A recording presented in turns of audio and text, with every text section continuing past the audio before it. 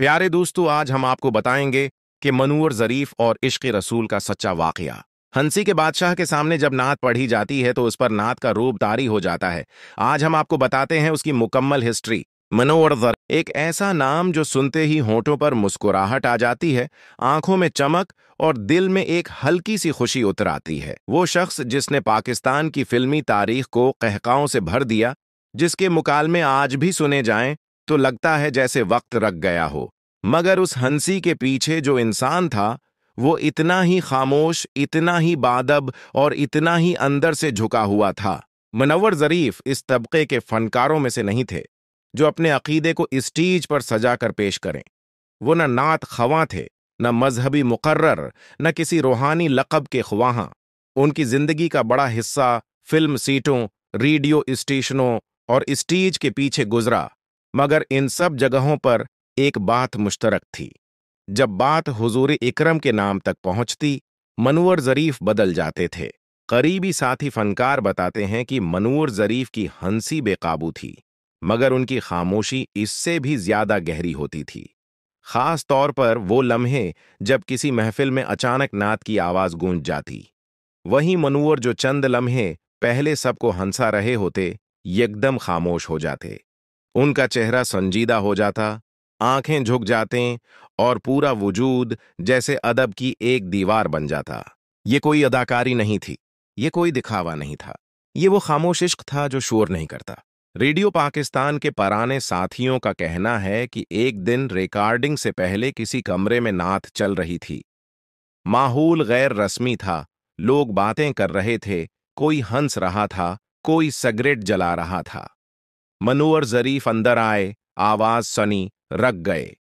उन्होंने न किसी को डांटा, न कोई लेक्चर दिया, बस इतना कहा, जरा ये खत्म हो जाए, फिर बात करेंगे। इस एक जुमले में उनकी पूरी तरबियत, पूरा अदब और पूरा इश्क छिपा हुआ था। मुनव्वर ज़रीफ को लोग हंसी का बादशाह कहते थे, मगर वो खुद जानते थे कि कुछ लम्हे ऐसे होते हैं जहां हंसी भी खामोशी मांगती है। वो हुजूर के जिक्र के सामने कभी खुद को बड़ा साबित करने की कोशिश नहीं करते थे। उनके नजदीक इश्क का मतलब ऊंची आवाज में दावी करना नहीं, बल्कि लहजे को खुद बखुद नर्म हो जाना था। ये बात बहुत अहम है कि मनूवर ज़रीफ के बारे में कोई मुस्तनद सबूत नहीं कि उन्होंने बाकायदा नातिया महफिलों में स्टेज संभाला हो या हज व उम्रा की हाजिरी की हो, और यही सच उस कहानी को मजबूत बनाता है। क्योंकि ये स्टोरी अफसाना नहीं, ये इन लोगों की गवाहियों पर मबनी है जिन्होंने मनूवर ज़रीफ को करीब से देखा, उनके साथ काम किया, उनके बदलते हुए चेहरे को महसूस किया। एक फिल्म सेट पर जहां मजाक, शोर और हंसी मामूल की बात थी, किसी ने रेडियो पर नात लगा दी। सब कुछ मामूल के मुताबिक चल रहा था, मगर मनूवर ज़रीफ ने अपना मुकालमा रोक दिया। डायरेक्टर ने हैरानी से देखा। किसी ने पूछा, क्या हुआ? मनूवर ने बस नजरें झुकाकर कहा, यह शायद यही सबसे बड़ी सच्चाई है।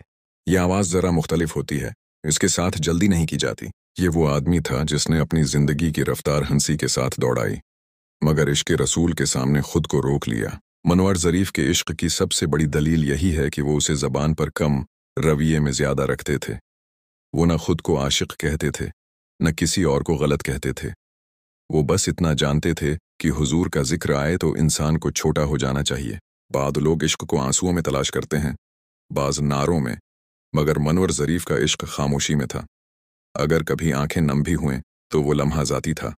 इसका कोई गवाह नहीं बनाया गया, कोई कैमरा नहीं, कोई ताली नहीं, कोई शह सरखी नहीं।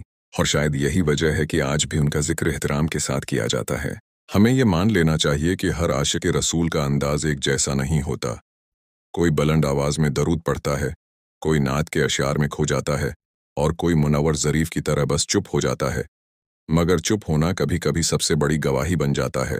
मुनव्वर ज़रीफ ने हमें यह सबक दिया कि इश्क रसूल का मतलब मजहबी लबादा ओढ़ना नहीं, बल्कि हुदूद पहचानना है। वो मजाक करते थे, मगर कभी किसी मुक़द्दस चीज़ को मजाक का निशाना नहीं बनाया। वो हिंसते थे, मगर अदब के दायरे से बाहर नहीं जाते थे। इनकी जिंदगी में गुर्बत भी आई, बीमारी भी, नजरानदाजी भी, मगर उनके लहजे में कभी शकवा नहीं आया, खास तौर पर दीन के हवाले से। वो जानते थे कि असल कामयाबी इस बात में नहीं कि लोग क्या कहते हैं, बल्कि इस बात में है कि इंसान किस नीयत के साथ जीता है। आज जब हम मनवर ज़रीफ को याद करते हैं तो हमें ये नहीं कहना चाहिए कि वो ये थे या वो थे, जिन बातों का सबूत नहीं। हमें बस इतना कहना चाहिए कि वो एक ऐसा फनकार था जिसने हंसी को रिस्क बनाया, मगर इश्क रसूल को दिल में जगह दी। ये कहानी किसी मौजज़े की नहीं, किसी करामत की नहीं, बल्कि एक इंसान की है। एक ऐसे इंसान की जो जानता था कि कुछ नाम ऐसे होते हैं जिनके सामने सर खुद ब खुद झुक जाता है।